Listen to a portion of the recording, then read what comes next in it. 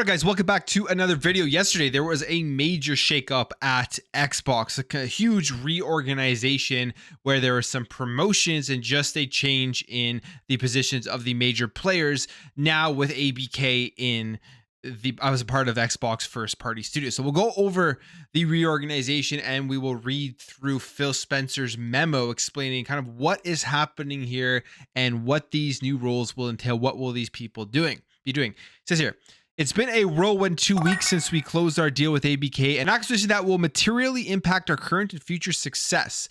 Since then, I've been on tour visiting the teams. It's been awesome to see the ambition of the games they're making, the depth of the talent among the teams, and their excitement to be part of the Microsoft with a creative culture that aligns with their own. Microsoft Gaming is on a multi-year journey to reach players where they are on the devices they choose to play, and our strategy is working. We have 13 $1 billion plus franchises, which is insane to think about now, especially with a game like Call of Duty and World of Warcraft coming over, Overwatch, all these games being first party Xbox games, over 13 $1 billion plus franchises in the portfolio.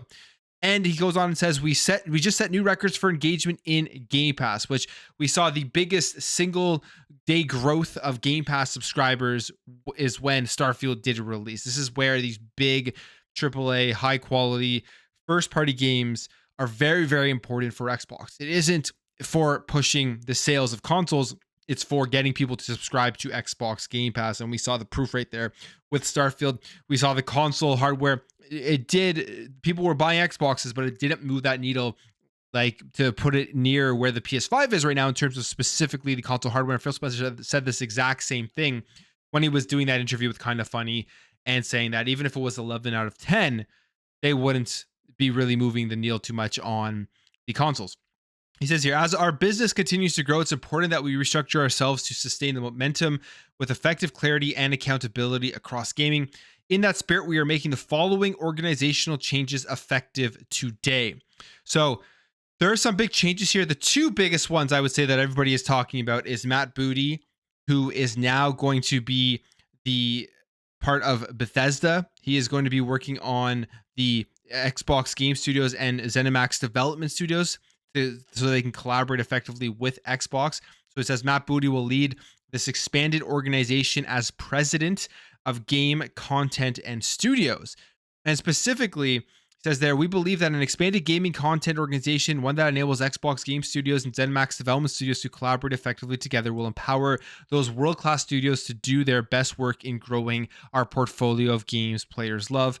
And one of the biggest things here about Matt Booty taking on this new role, this promotion, is obviously they do not want another Redfall situation. And one of the major reasons there was that Redfall situation was just because of, I guess, the lack of communication and just the complete hands-off that Xbox did play, the executives that Xbox played in the release of that game. And that seemingly is going to be solving this, where you're going to have a direct connection. Your Matt Booty looking over these games before they get released to make sure there isn't that Redfall debacle anymore. They are definitely learning from that lesson, which I think is a good thing. It says here, ZeniMax will continue to operate as a limited integration entity led by Jamie Leader, president and CEO, reporting to Matt. So he is going to be reporting over here to Matt Booty, which again will hopefully make sure that Redfall does not happen again at launch. It says all ZeniMax Development Studios and ZeniMax Central Services teams will continue reporting to Jamie to maintain and optimize current content development and production cycles. Also, to deepen our partnership and accelerate mutual learning, a number of ZeniMax leaders will now report to those Microsoft leaders with whom they work most closely aligns. Now, the next big promotion here is Sarah Bond, who is now the president of Xbox. So you're going to have Phil Spencer at the very top as the CEO, and then it will be Sarah Bond right under him directing the day-to-day operations at Xbox. So they go on here to say, with our innovative devices, products, and services in our global community, Xbox is the primary way to connect games and their creators with players around the world. These experiences are as foundational as the games themselves, whether they are our current first-party games or third-party games. To manage the platform of today and build the platform of tomorrow, we are bringing together the teams that will make this possible. Sarah Bond will lead this team as the president of Xbox, bringing together devices, player and creator experiences, platform engineering, strategy, business planning, data analytics, and business development. So she gets a major role here. There's going to be a lot of pressure here on Sarah Bond. A lot of people are celebrating these promotions with Matt Booty and Sarah Bond, and I think that they are great. Now, as we move forward, what I'm interested in is what's going to happen. How are they going to be able to lead Xbox, and are they going to continue to make Xbox flourish as Phil Spencer has making it flourish? I mean, Phil Spencer will still be there, but I think Sarah Bond and Matt Booty are going to be the main players there in terms of future releases of the Xbox platform and of these games. Phil Spencer is going to be at that guy at the top that obviously can't take care of everything, but he will be looking over, and they will be telling him kind of what is going on. It's kind of what it does sound like here. And obviously Phil Spencer will have the final say. So huge promotion here for Sarah Bond and Matt Booty. Now we got to see how they actually do going forward, and if they can keep Xbox on the roll that it has been on, because 2023 has been phenomenal. So it'll be a good test in 2024 and after that. It says, reporting to Sarah and leading their respective teams will be Ashley McIsaac, who is the Corporate Vice President of Player Experience and Platforms, Kareem Chowdhury, who is the Corporate Vice President of Xbox Emerging Technologies, Roran Soames, Corporate Vice President of Gaming Devices Ecosystem, Lloyd Wright, Corporate Vice President of Partnerships and Business Development, and Kevin Gamble will be the Corporate Vice President of Ecosystem Product Management. Now, there are some other role changes and some other executives that have some new titles and stuff, but I mean, the main ones we did talk about here was Sarah Bond and Matt Booty. Everything else there kind of just falls in line under them with all of these different roles, like in terms of chief marketing and chief operations. You can see all the names there. You can also go through and read the rest of the memo. It's not really that interesting. It's just kind of talking about where these other people will be ending up. But the main ones, Matt Booty gets the promotion, Sarah Bond gets the promotion, and then Bobby Kotick is staying on as the chief executive officer at Activision Blizzard, which we do know is going to be happening until the end of this year. And then it will be interesting to see what happens once he is out of there. So these are big. This is a big reorganization, and I think overall this will be good for Xbox. It's just in terms of the quality control. They have to have quality control. It's going to be the main test now with Activision Blizzard. The excitement's here. They are first-party studios now, part of Xbox. Lots of games are going to be coming over to Xbox Game Pass, and Xbox needs to deliver on their first-party content continuously. They had a great 2023. 2024 is looking like they're going to continue with a strong release schedule, and it's just going to be ending up, how are they going to manage all these resources and make sure that these games are released quality and that they're released on time, and that they continue to have that schedule of 4 games at least every single year, maybe 5. I mean, they have enough studios to easily do 5 if they really wanted to. So it's going to be cool to see what happens here. Phil Spencer is staying on as CEO, probably setting up Matt Booty or Sarah Bond under him as to the successor for the Xbox division when he does retire, because he will not be there forever, but he's put in place. He's put Xbox in a place right now where they have really turned things around from the last generation. They're in a very strong position. So whoever does take over, as long as they don't really mess too much up, Xbox should be okay going forward. And when it comes to those visits to Activision Blizzard, we see here that they just recently visited the team in Santa Monica. You can see some pictures here with Matt Booty, Sarah Bond, and Phil Spencer. And what they did there was basically they met with employees and the leadership there and asked the questions directly.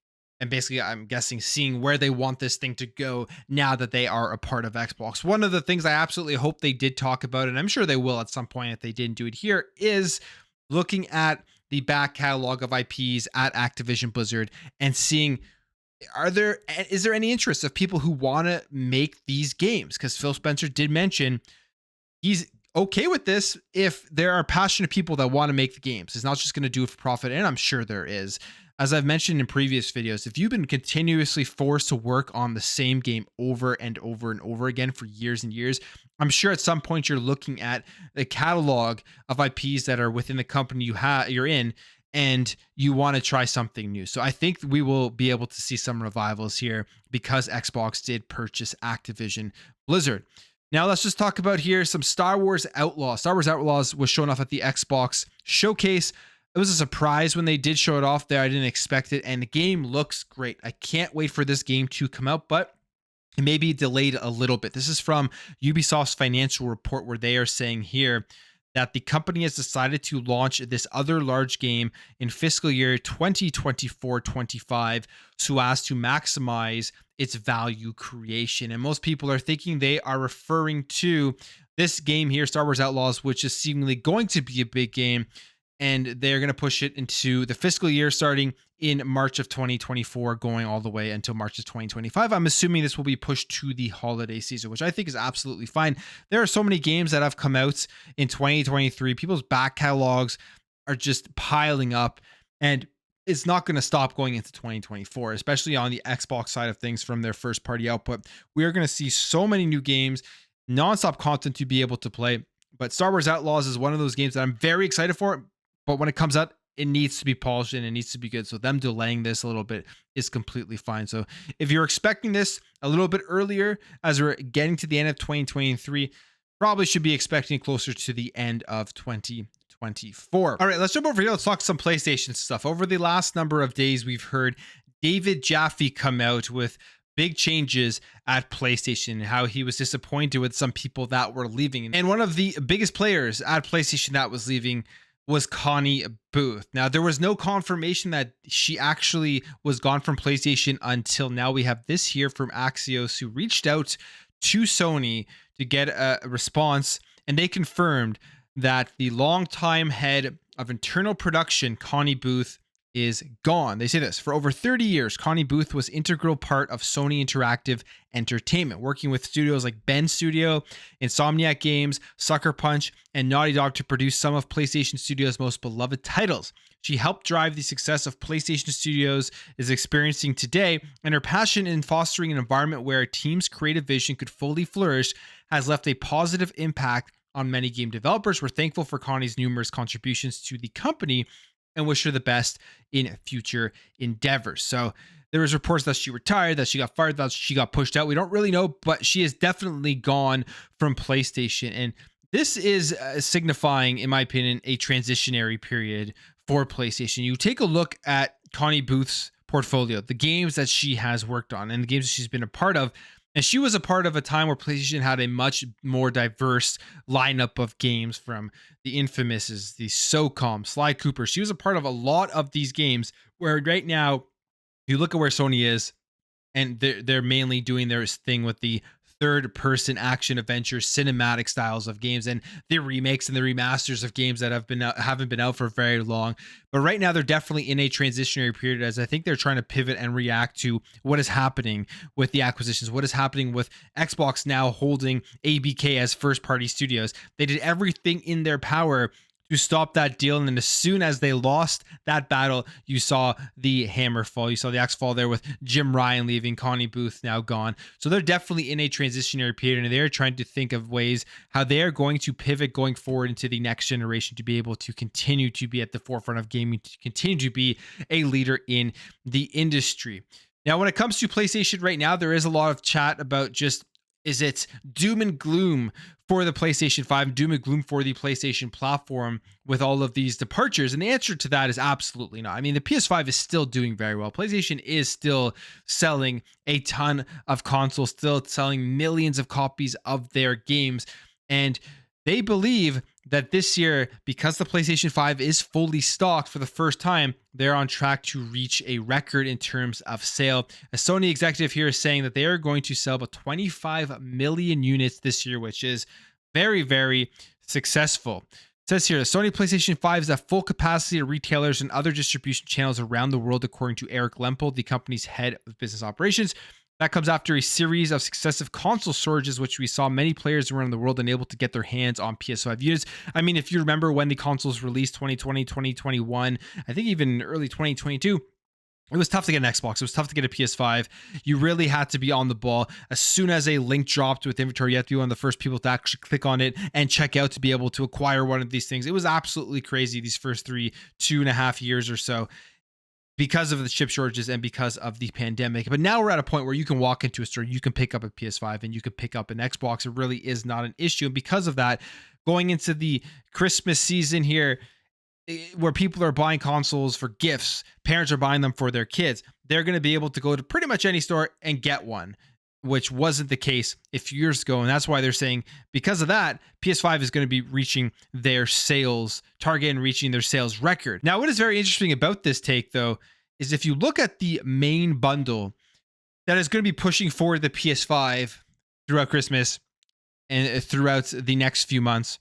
It is going to be the PS5 that is bundled with the first party Xbox games. They have the marketing still.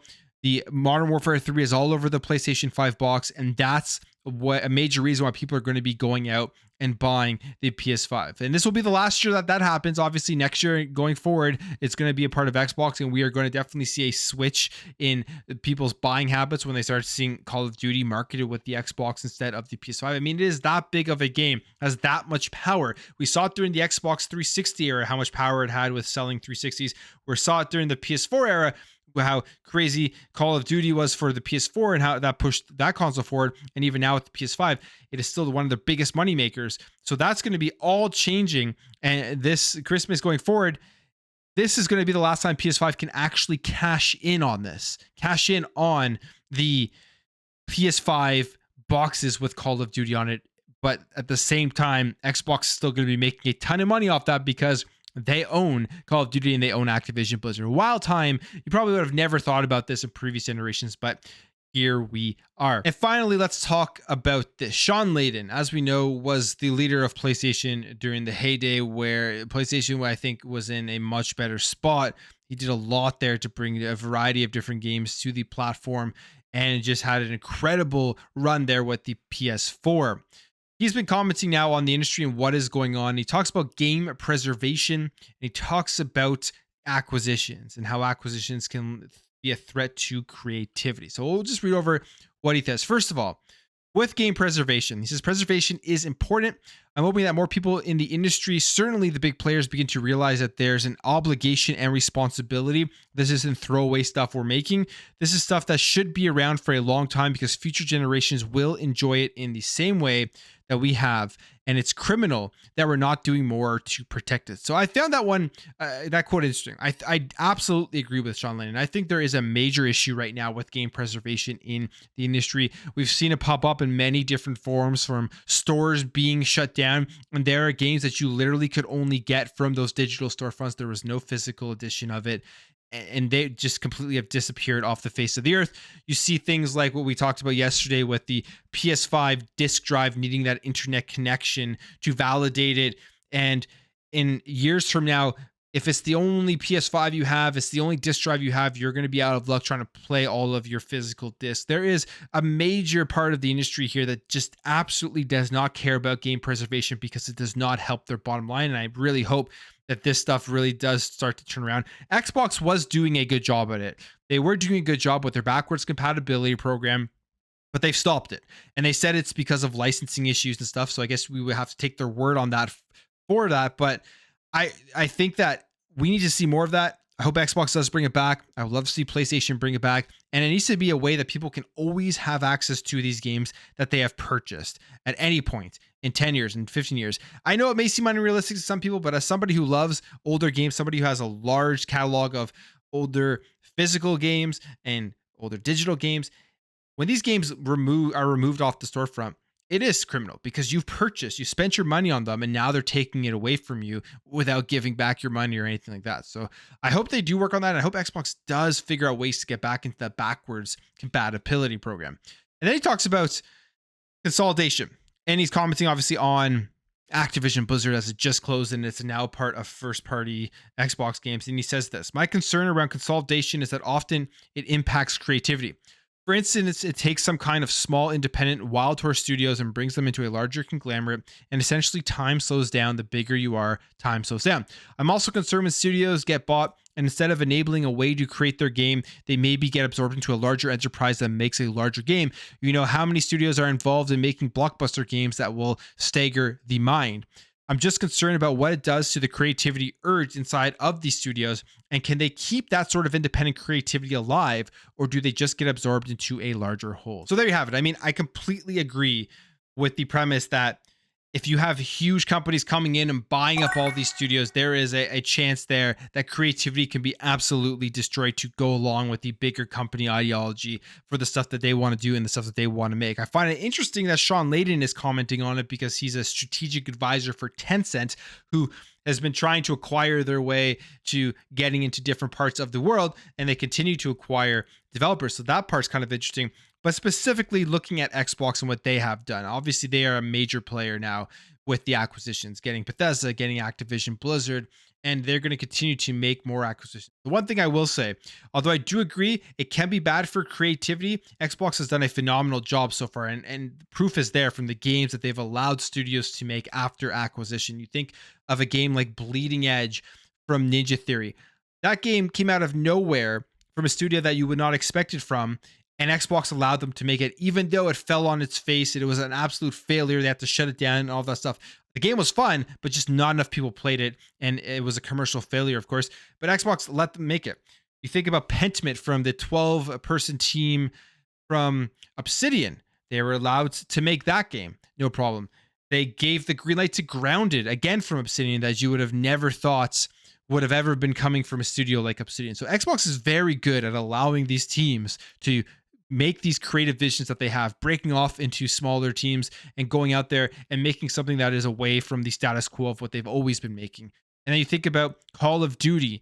A lot of studios in Activision solely work on Call of Duty every single year, and now there's finally hope in the gaming industry. Now there's finally hope from fans that they're going to be able to go out and branch out and make something different and not just focus on making the game that makes them the most amount of money every year. I mean, we'll have to wait and see if this truly occurs. Microsoft is still a company. They're still out there to make money. But what from Phil Spencer has been saying, and I tend to believe him because he's been very transparent on how they're doing their operations there with Bethesda and Activision stuff.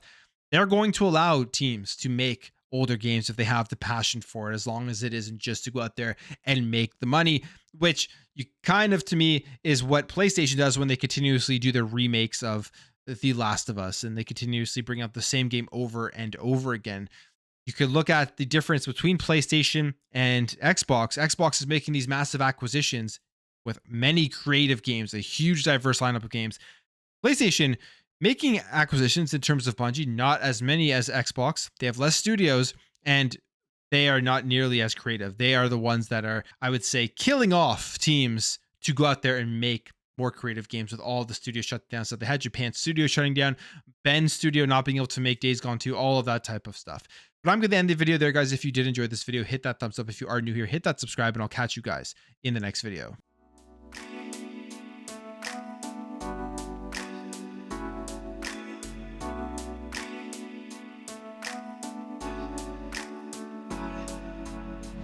Thank